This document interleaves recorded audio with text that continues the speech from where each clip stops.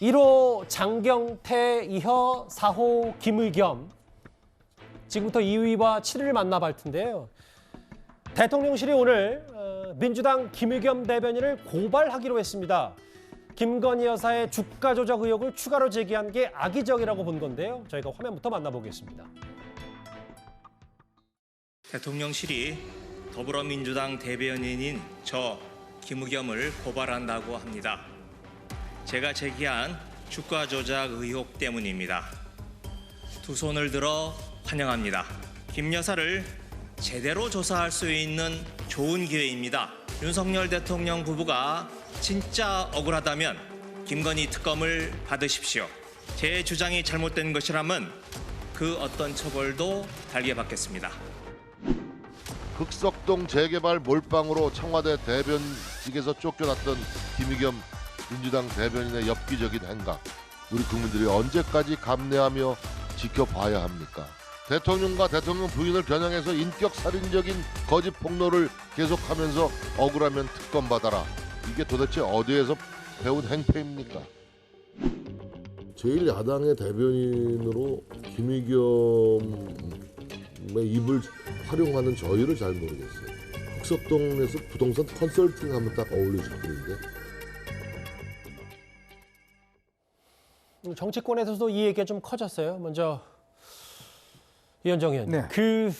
김의겸 의원이 이 의혹 제기한 김건희 여사의 추가 주가 조작 의혹 근거는 어디서부터 시작이 된 겁니까? 일단 뉴스타파라는 매체에서 이제 보도를 한 걸 가지고 이제 문제 제기를 했는데요. 기본적으로 뭐 대통령실이 의원에 대해서 이 고발하는 것 자체가 많다는 게 바람직스럽지는 않습니다. 예. 그런데 지금 이 대통령실에서 고발할 수밖에 없었던 그런 배경들이 충분히 있는 것 같아요. 왜냐하면 또 이번에 김의겸이냐라는 이런 이야기가 있지 않겠습니까? 김의겸 의원은 당의 대변인입니다. 대변인은 당의 얼굴이죠. 그리고 당의 또 입이 역할을 할 수가 있죠. 근데 그동안 김의겸 대변인이 제기했던 많은 의혹들이 거짓인 것으로 판명난 게 꽤 있습니다. 예전에 이유 대사와 이재명 대표와의 간담회 내용을 잘못 거짓으로 브리핑을 해서 이거는 뭐 EU 차원에서 외교적인 문제까지 됐던 적이 있었고요. 예. 뭐 가깝게는 청담동 술자리 의혹들. 끝내 본인은 윤석열 대통령한테 유감을 표명했지만 한동훈 장관에게 사과하지 않았습니다. 본인도 여전히 그때가 되면 똑같은 일을 할 거라고 이야기를 한 바 있죠. 예. 자, 그런데 이게 작전주라고 그러면 기본적으로 대통령 부인에 대한 작전주 의혹 정도를 만약 야당의 대변인이 의문을 제기할 정도면 작전이라는 게 뭐겠습니까? 서로 짜고 하는 거잖아요.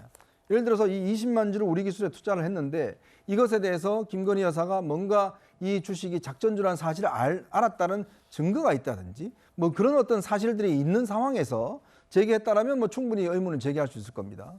근데 이번 뉴스타파 보도도 그렇고 김의겸 대변인도 그렇고 지금 이것이 과연 작전주를 알고 투자했는 것인지 전혀 아직까지도 드러난 바가 없어요. 자, 그런 상황에서 제1야당 대변인이 이걸 공개적으로 의문을 제기했단 말이죠. 예. 이제 그러니까 이제 김의겸 대변인은 좋다. 적극적으로 환영한다. 또 이런 이야기를 했습니다. 그러니까 결국은 우리가 어떤 사람의 대변을 볼 때는 그 역사를 보지 않습니까? 과거에 이분이 어떤 그런 역사를 가지고 있는지 또 거짓말하는 거 아닌가라는 의문을 있을 수밖에 없죠. 그리고 또 이렇게 고소 고발을 이제 뭐 유도한다 이렇게 또 생각할 수밖에 없는 거 아니겠습니까? 그래서 아마 이 대통령실도 이거는 한두 번이 아니기 때문에 예. 이걸 그냥 묵과할 수는 없다 그런 차원에서 일단 고발한 게 아닌가 싶습니다. 다시 한번 볼게요. 그러니까 김의겸 의원의 근거는 최근 법정에서 검사의 입을 통해 김건희 여사가 그 도이치모터스 말고 또 다른 우리 기술 20만 주를 판 사실이 추가로 알려졌다. 장모 계좌도 활용했다고 한다. 예. 장 이사장께서는 어떻게 보세요? 왜냐하면 오늘 김의겸 의원은 대통령실 반응을 보니 의심이 확신으로 바뀐다고 했지만 이거는 악의적이고 국민의 알 권리를 침해한 거다. 특히 알려지기로는 이게 윤석열 대통령의 의중이 많이 반영됐다고 하더라고요. 아마도 대통령실 차원에서 현직 야당 의원을 고발하는 것은 이 정무적 부담이 또 상당히 뒤따르는 것이기 때문에 대통령께 보고가 올라가겠죠. 재가를 받고서 할 수 있는 일일 겁니다. 그런데 저는 이 부분이 김의겸 의원이 김건희 여사를 가짜뉴스로 공격했기 때문이 아니라 가짜뉴스를 지속적이고 악의적으로 퍼뜨리고 있기 때문이라고 생각을 합니다. 즉 이 대상이 김건희 여사가 아니라 윤석열 대통령이어도 그리고 또는 대통령실의 참모들 중에 어떤 수석이나 비서관, 행정관을 대상으로 한 것이어도 이 정도로 지독하고 악의적인 가짜뉴스를 반성 없이 상습 유포했다면 대통령실에서는 그리고 윤석열 대통령께서는 아마 고소고발 결정을 똑같이 내리셨을 겁니다. 민주당은 이 부분을 김건희 여사에 대한 공격을 대통령실이 왜 이렇게 고소고발로 반응하느냐로 프레임 몰고 가고 싶겠지만 대다수의 국민들은 김의겸 의원이 김건희 여사, 한동훈 장관, 윤석열 대통령 가리지 않고 그야말로 무차별 난사하듯 가짜뉴스를 퍼부었다는 사실을 똑똑히 기억하고 계시기 때문에 이걸 그냥 정치인들의 정치 행위니까 이런 김의겸의 가짜뉴스를 내버려두면 대한민국 정치가 혼탁해진다는 윤석열 대통령의 어떤 결단이 있었기 때문에 이걸 바로잡겠다고 고소고발에 들어간 게 아닌가 싶습니다.